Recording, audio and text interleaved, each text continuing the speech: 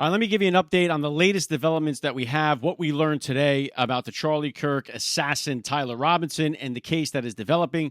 The two key things are that we now believe that he had, that there was prior knowledge that this was a premeditated murder, and we also have a confession from Tyler Robinson. Those, I think, would be the two key things. Also, Tyler Robinson is scheduled to make his first court appearance tomorrow, so we'll be following up on that. I'm going to do a whole Alec Lace show tomorrow, 1 p.m.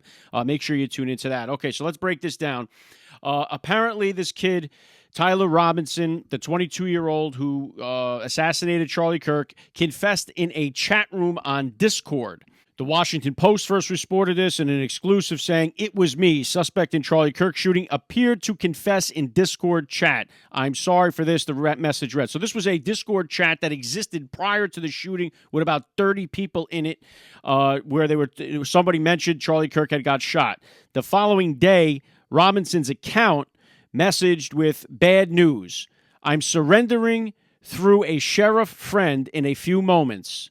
The message was posted at 7:57 p.m. local time in Utah.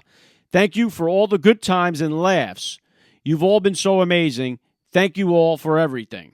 And it was about 10 o'clock where he actually was taken into custody. This was the day following. So it appears that he confessed in this Discord chat room. This account is linked to him, according to the Washington Post, and other sources are saying this as well. So he confesses to this Discord chat room. Now, there was chatter now from other Discord. He was in multiple Discord chat rooms. Kash Patel gave us today saying there was a chat room with more than 20 individuals where it appears that this could have been, appears to have been premeditated. There was a text message to another individual where Tyler Robinson says, "I have the opportunity to take out Charlie Kirk, and I'm going to do it," because of his hatred for Charlie Kirk and for what Charlie Kirk stood for. So we also now, Kash Patel is telling us that the FBI has a letter that was written prior to the shooting that they were able to retrieve. He said the letter was destroyed, but they were still able to get the contents of the letter. I'm not sure how that works, if the letter was burned or thrown in a toilet. I don't know how they retrieved it or got the message, but the same message: "I have the opportunity to take out Charlie Kirk, and I'm going to do it." So now, did people in this chat room get that message and alert the authorities? They are still under investigation. Everybody is still, they have not ruled out co-conspirators in this assassination attempt. Kash Patel saying today that it's not for them to charge those people. That's for the Department of Justice. That's for the DOJ to make that case. Kash Patel also saying today that they have DNA evidence on a screwdriver that was found on a rooftop where he took the shot that matches, exactly positive match, the DNA to Tyler Robinson. They also have his DNA on the towel that the gun that shot Kirk was wrapped in. He says that was also a 100% positive match for Tyler Robinson as well. So Dan Bongino also had today, there were people in his network, friends and family, who had stated that he had become, Tyler Robinson had become more political, that he had become, at some parts, I believe, some of his co-workers had stated that he had kind of detached himself when the topic of politics came up and walked away from them. Dan Bongino also says there was multiple warning signs ahead of time. So will anybody else be charged in this thing with premeditated? We don't know. All of the evidence, even now being reported by some of the left wing, such as the Washington Post, tie this guy as a left-wing extremist. There's no question about it that this guy was no MAGA guy, no conservative guy. He was a left-winger. They confirmed that he lived with this transgender Lance Twiggs, which I reported yesterday. Apparently changed his name to Luna in some of his Discord chat rooms, something like that. There's still more to uncover about that, whether that guy will be charged or not.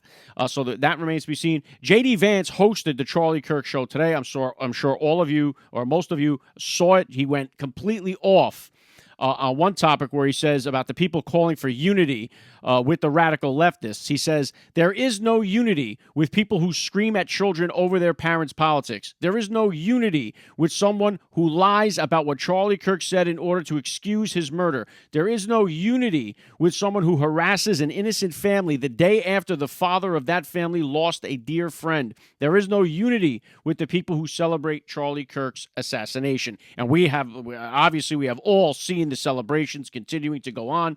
And I just kind of wanted to put this one up here too from this, just to kind of give you an idea.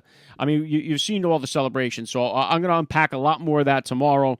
All right, just to give you an idea and a sample of this craziness that's being pushed by the left, Brian Krasenstein, he posts this. This is the logic of the left that we constantly see. If you're a man who was in a relationship with a trans woman, you are in a heterosexual relationship because she is a woman and you are a man. Now, it's two men that are going at it with one another. Two men in a relationship. They're gay. He is saying that, no, it's a heterosexual because the guy is pretending to be a girl. This is the lunacy that they have tried to push on your children. This is the lunacy that we keep calling out. And when you call it out, say, no, Brian, that is not true. What he is stating here is completely and utterly fantasy and false. But if you don't believe it, they'll shoot you over it. That's what the problem we're facing with this transgender lunacy that we are seeing.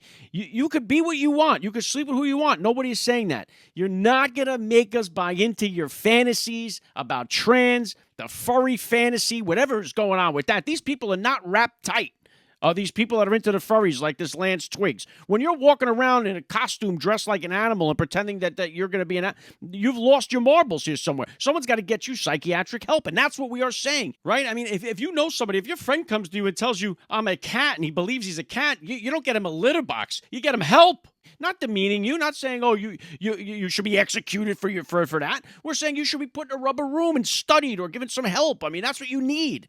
You're walking around dressed like an animal, and we see all these videos, people walking around barking like dogs. Like, what world did we come into here? But anyway, back to Brian Krasenstein. If you're a man that's dating a man that thinks he's a woman, you're gay. I mean, there's no question about that, but they're trying to make you believe in an alternate reality. Anyway, this stuff goes on and on. You all know about it.